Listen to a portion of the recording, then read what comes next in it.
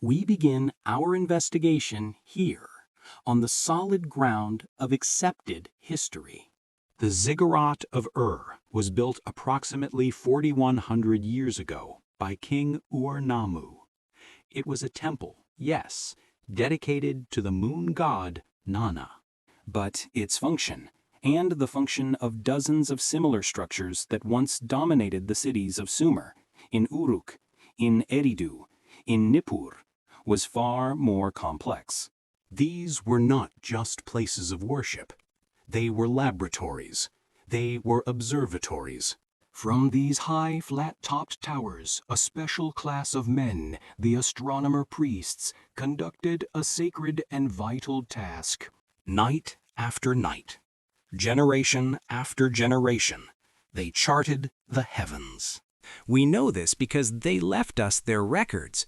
Thousands of clay tablets etched in the wedge-shaped script of cuneiform detail their work. They were meticulous. They developed a sophisticated sexagesimal mathematics system, base 60, which is the reason we today still have 60 seconds in a minute and 360 degrees in a circle. They tracked the wanderers, the planets. They recorded the heliacal rising of Venus with obsessive precision. They charted the complex movements of Jupiter and Mars.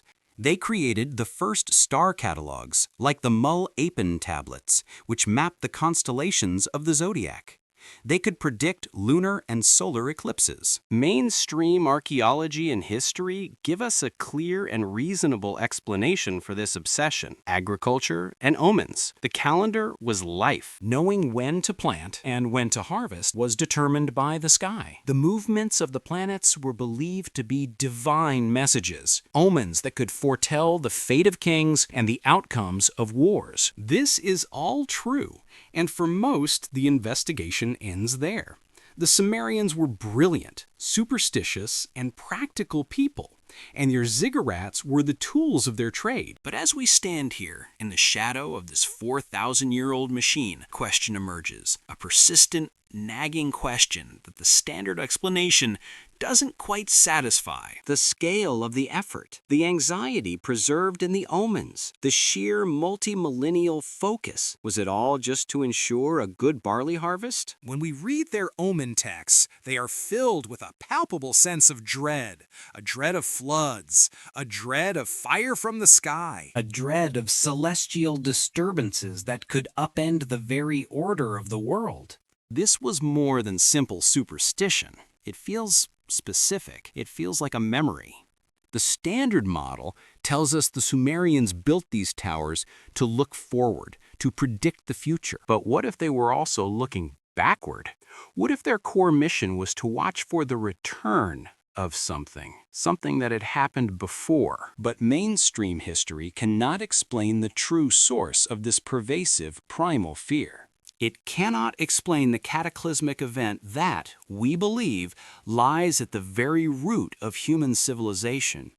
To find that, we must leave the realm of hard brick and enter the world of their stories. We must look at what the priests themselves wrote. When the British archaeologist Austen Henry Layard excavated the ruins of Nineveh in the mid-19th century, he uncovered the library of the Assyrian king Ashurbanipal. Among the 30,000 shattered tablets, he found a story. It was the Sumerian and Babylonian epic of creation. We call it the Enuma Elish, named for its first words, when on high. To the modern ear, it sounds like pure fantasy, a wild theatrical myth. But to the astronomer priest on top of the ziggurat, this was not myth. This was physics. It was history. It was the literal, factual explanation for how our world, our cosmos, came to be. Let's investigate the story as they wrote it. In the beginning, there was nothing. Nothing but a swirling, watery chaos. This chaos was personified by two primordial entities, Apsu, the sweet, fresh water, and the monster Tiamat, the bitter, chaotic salt water. From their union, the gods were born. These are not anthropomorphic figures, not yet. They are the planets, Lamu and Lahamu, possibly Mars and Venus, Anshar and Kishar, the celestial poles, and from them the others, Anu, the sky, and Ea, the clever god, representing Earth or perhaps Neptune. A new generation of gods emerges, and they are loud. They are dynamic. They disturb the slumber of the old guard. Apsu, the father, plots to kill them, but Ea, the wise, casts a spell on Apsu and slays him first. This act enrages Tiamat, the great watery mother. She becomes a monster, a dragon of chaos. She creates an army of hideous creatures, vipers, scorpion men, raging hounds, to destroy her children. She takes a new consort, Kingu, and gives him the Tablet of Destinies, the ultimate power over the universe. The young gods are terrified. None can stand against Tiamat. None, that is, until a new hero steps forward, Marduk. Marduk is a new kind of god. He is the son of Ea, born to be a champion. He is described as a brilliant, shining figure. He agrees to face Tiamat, but on one condition. If he wins, he must be made king of all the gods. They agree. Marduk arms himself. He takes a bow, lightning, and a net to ensnare Tiamat. He mounts his storm chariot, drawn by poison-filled steeds. The battle is a celestial cataclysm. He sent forth the winds which he had created. He raised the storm flood, his mighty weapon. Tiamat shrieked, wild and loud. The Lord, Marduk, spread out his net to enfold her. The evil wind which followed behind, he let loose in her face. When Tiamat opened her mouth to consume him, he drove in the evil wind so that she could not close her lips. The furious winds distended her body. Her belly was swollen, her mouth was wide open. He shot off an arrow. It tore her belly. It cut through her insides, splitting the heart. Marduk, the hero god, has slain the watery dragon. But the story doesn't end there. He then performs an act of creation. He takes her massive corpse and he splits it in two. One half he raises up to become the sky. The other half he lays down to become the earth. From her watery body he creates the rivers, the Tigris and Euphrates. He sets the stars in their stations. And then he takes Kingu, her consort, and slays him. From Kingu's blood, he and his father Ea create mankind for one purpose: to serve the gods, to till the earth, so the gods can Finally, Marduk creates one last thing: a celestial station to regulate the entire system, a ferry that will pass through the heavens and keep all the other gods, planets, in their proper orbits. The text calls this object Nibiru. The fifth tablet states, "He constructed a station for the great gods, fixing their astral likenesses as constellations. He determined the year. He set up the station of Nibiru to make a crossing in the center." This is the story. The accepted academic interpretation is that the Enuma Elish is political propaganda. It's a story designed to justify the rise of the city of Babylon, whose patron god was Marduk, over the older Sumerian cities. Tiamat represents the old order. Marduk represents the new. Nibiru in this context is almost universally identified by scholars as the planet Jupiter, which, as the largest planet, regulates the solar system, or sometimes the pole star, the unmoving point. This interpretation is clean, it's academic, and we believe it is profoundly wrong.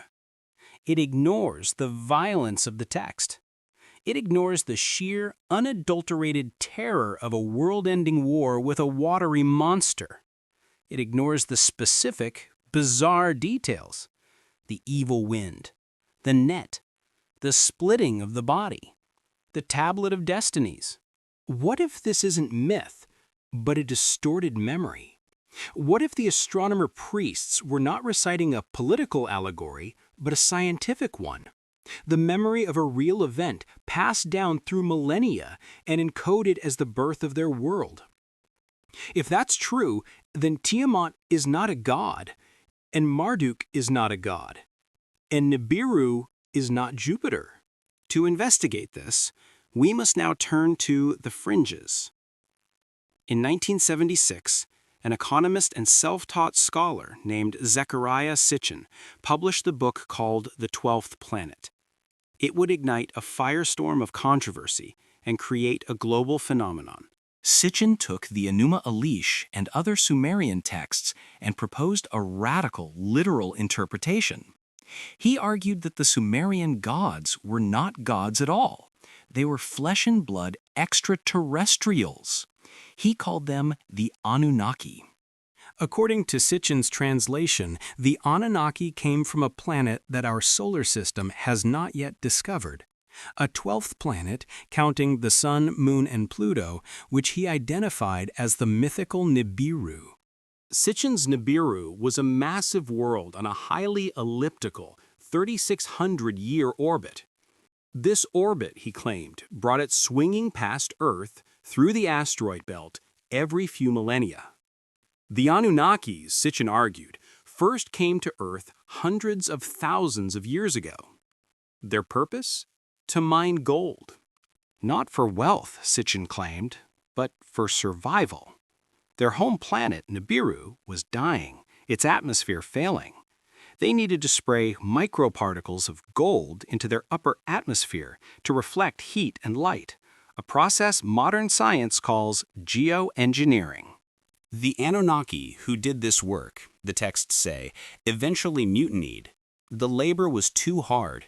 So, Sitchin's theory goes, the chief scientists, Enki and Ninhursag, Ea and his consort from the Enuma Elish, decided to create a slave race.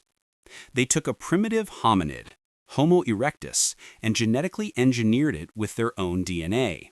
The result was Homo sapiens, us, a Lulu, a primitive worker created to serve the gods in the gold mines. Sitchin's theory is vast. It attempts to explain everything. The Enuma Elish as the story of a celestial collision between the Nibiru and an ancient planet, Tiamat, which created Earth.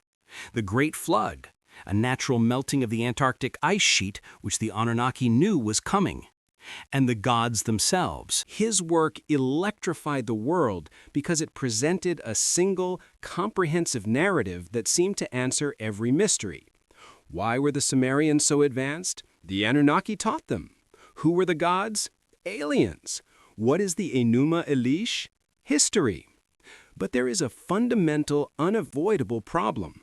Decades of intense astronomical searching, especially with our new, powerful infrared telescopes, have found nothing. There is no evidence for a Planet X or a Nibiru of that size on that orbit. The gravitational calculations simply do not work. A body that massive on that path would have thrown the orbits of the inner planets into total chaos. Sitchin's core mechanism, the planet itself, is almost a physical impossibility. Mainstream science and archaeology dismiss Sitchin's work entirely as pseudo-history, a mistranslation. And yet, is it possible Sitchin was half right? What if he correctly identified the actors but completely mistook the stage? What if the Enuma Elish is the record of a real event? What if the Anunnaki were real? But what if Nibiru is not a planet at all? Let's look at the name again. The Sumerian cuneiform for Nibiru is crossing, or point of transition. The text itself calls it a ferry, a crossing point. This does not describe a home world. It describes a location, an intersection, a recurring event. Sitchin, in his quest for a literal planet, may have missed the real and far more terrifying truth. He looked at a story of a celestial war and saw aliens in spaceships. We look at it, and we see a memory of fire and water. It sounds wild to challenge the most famous fringe theory of all. But if Nibiru isn't a planet, what could cause an event so terrifying that an entire civilization would encode it as the central battle of creation?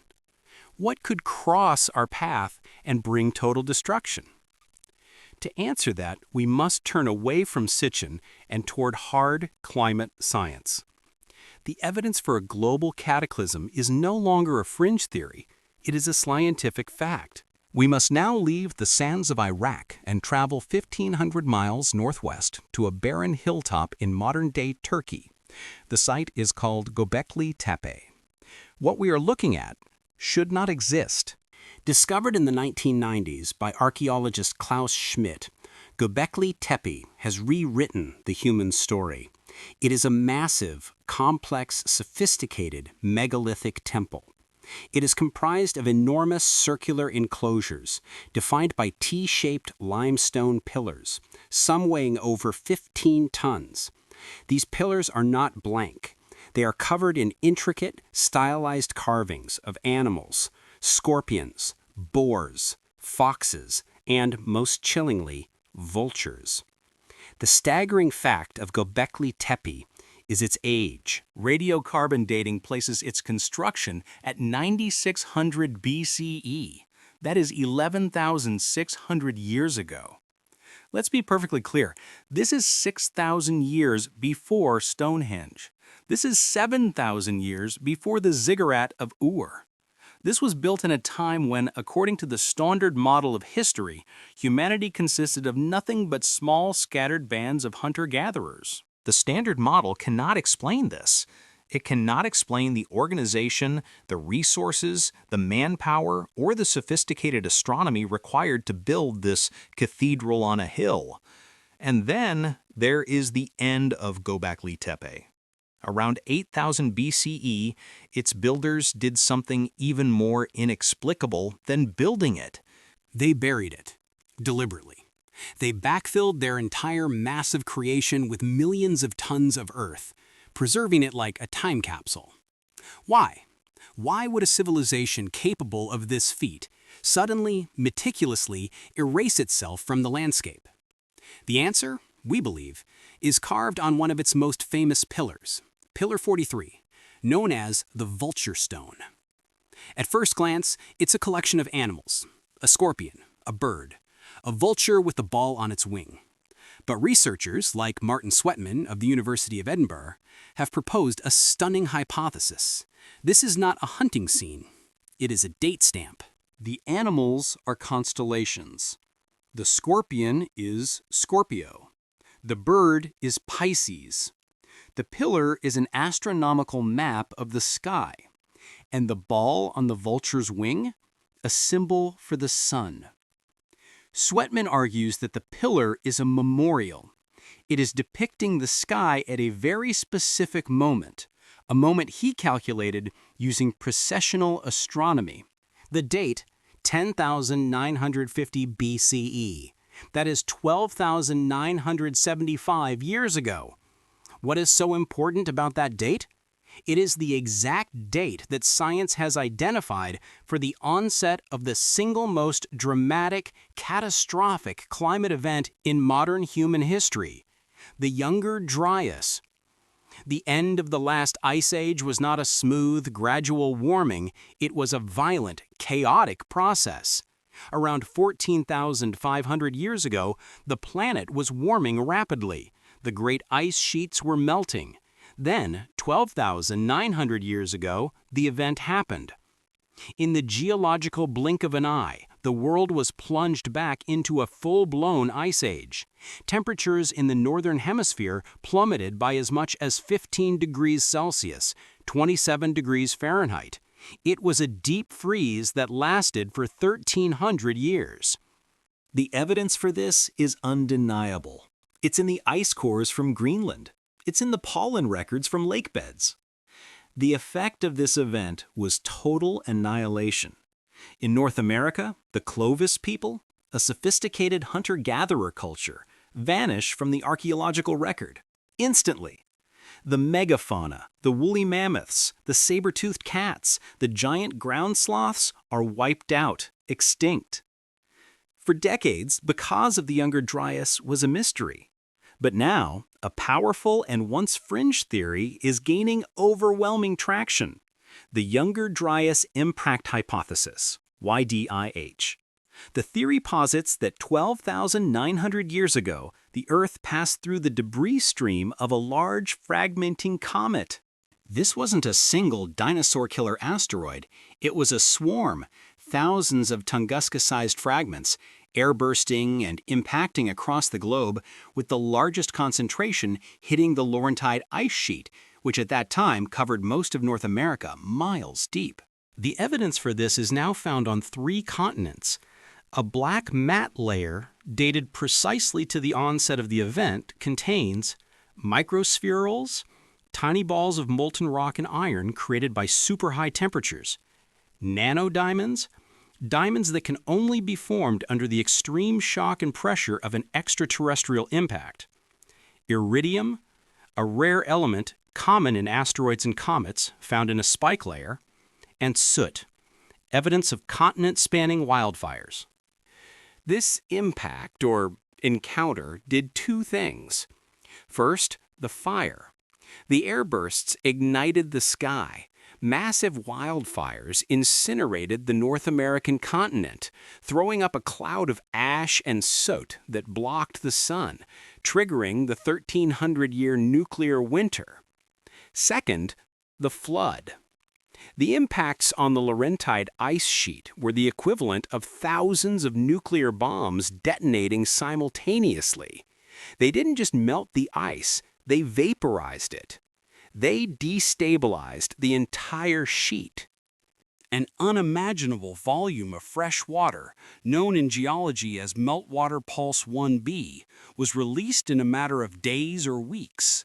A torrent of water hundreds of feet high, carrying icebergs the size of cities, scoured the continent. We see its scars today in the channeled scablands of Washington state. This water poured into the North Atlantic, shutting down the Gulf Stream, the planet's heat conveyor belt. This is what triggered the deep freeze. But it also did something else. It raised global sea levels dramatically by hundreds of feet in a very short time. This was not a gentle rise, this was a deluge, a world-ending flood that would have drowned every single coastal civilization on Earth. This is the event, the Great Flood. It is not a myth, it is a geological fact. And the builders of Göbekli Tepe, they were the survivors. They built their great temple after the initial cataclysm, at the end of the 1,300-year winter. They carved Pillar 43 as a memorial, a warning to future generations, to mark the day the sky fell. And now, let's look at the science of the comet itself. Astronomers like Victor Klube and Bill Napier have long proposed the coherent catastrophism theory. They argue that a giant comet entered our solar system 20,000 to 30,000 years ago and fragmented. The debris from this parent comet is now known as the Taurid meteor stream. Our planet, Earth, passes through this debris field twice every single year, in late June and early November. Most of the time, it's just a meteor shower. But Klube and Napier argued that embedded within this stream are Taurid swarms, clusters of much larger catastrophic objects. The Younger Dryas event 12,900 years ago was simply our planet crossing one of these dense swarms. It was not a one-time event. It is a cyclical threat, a game of Russian roulette that our planet plays year after year. This is the mechanism. This is the scientific pivot that makes the ancient story snap into sharp, terrifying focus. We have all the pieces. We have the ziggurats of Sumer, the obsessive watchtowers built by astronomer priests 7,000 years after the cataclysm. We have the Enuma Elish, their sacred story of a celestial war, a watery monster named Tiamat, and a hero champion named Marduk. We have Sitchin's theory, a flawed but brilliant intuition that this story was real and that it involved a celestial body named Nibiru. And we have the scientific proof: the Younger Dryas impact, the global flood, the Taurid meteor stream, and the impossible pre-Diluvian temple of Göbekli Tepe, which stands as a silent witness to the event. Now we put them together, the synthesis, the new truth. The Enuma Elish is the memory of the Younger Dryas. It is not a myth about the birth of the planets 4 billion years ago. It is a highly sophisticated, allegorical history of the cataclysm, 12,900 years ago, passed down by the survivors. Let us reread the text with this new key. Tiamat, the great watery chaos monster, is not a dragon. She is the Laurentide ice sheet. She is the ocean itself thrown into chaos by the impacts. She is the primordial, destructive, bitter salt water of the rising sea levels, swallowing the land. Marduk, the shining hero, the evil wind, the storm god who rides his chariot and shoots an arrow, is not a god. He is the comet. He is the largest fragment of the Tauride stream that crosses Earth's path. He is the agent of the cataclysm. He wages war on the ice sheet. The text says Marduk split Tiamat in two. One half became the hammered-out bracelet, the sky or asteroid belt. The other half became the Earth. This is a perfect description of the event. The comet, Marduk, smashes the ice sheet. It vaporizes it. Part of it, water vapor, ash, soot, is raised up to become the sky, the black, poisoned, sun-blocking canopy that triggers the Ice Age. The other part, the floodwaters, descends to become the new Earth, the redrawn, flooded coastline. The Tablet of Destinies that Tiamat gives to her consort Kingu? What is it? It is the law of orbital mechanics, the predictable cyclical path of the solar system, which she embodies. And Marduk, after his victory, takes the Tablet of Destinies. He fixes the stations of the gods. This is a memory of the new sky. The impact was so violent, it may have even altered the precessional wobble of the Earth. The survivors at Göbekli Tepe look up, and the stars are no longer in their old stations. The old calendar is broken. Marduk, or the comet, has created a new celestial order. This brings us to the Anunnaki. Who were Sitchin's gods who came down from heaven? They were not aliens from planet Nibiru. They were the survivors of Göbekli Tepe. They were the astronomer priests of a lost pre-glacial civilization, the Atlantis of the Younger Dryas, whose world was annihilated by fire and water. They were the ones who saw it coming. They were the ones who encoded its date on Pillar 43. They survived the 1300-year winter, perhaps in the highlands of Turkey, and when the climate finally stabilized, around 9600 BCE, the exact date Göbekli Tepe was built, they came down. They came down from the mountains into the fertile valleys of Mesopotamia and the Nile. They found the primitive, shell-shocked remnants of humanity, and they began the great reboot. They were the civilizing heroes of global myth. The Uwanis of Sumer, the Apkallu, the seven sages who came from the sea and brought back the lost arts of agriculture, of mathematics, of writing, and of astronomy. They were the founders of the Sumerian civilization, and they brought with them a sacred, terrible warning. Which brings us finally to the real Nibiru. Nibiru is the name they gave to the mechanism of their destruction. Sitchin was wrong. It is not a planet. The academics are wrong. It is not Jupiter. The Sumerian priests, standing on their ziggurats, were not watching for the 12th planet. They were watching for the return of Marduk. Nibiru is the name for the celestial crossing. It is the point in the sky, the orbital intersection, where Earth's path crosses the path of its destroyer, the torrid meteor stream. Sitchin's 3,600-year cycle? He may have even been conceptually right. It is not the orbit of a planet. It is the periodicity of the swarms. The 1,300-year winter of the younger Dryas, the other climate blips, these are the cycles of the crossing. The entire purpose of Sumerian civilization, the reason for the ziggurats, the reason for their obsessive astronomy, was to fulfill the sacred duty given to them by the survivors of the last cataclysm. Watch the sky. Track the crossing. Never ever forget. Because the Enuma Elish is not just a story of the past. It is a prophecy for the future. The real Nibiru is not a physical place we can travel to. It is an appointment, a celestial crossing that our planet is destined to keep. We continue to pass through that same debris field twice every year.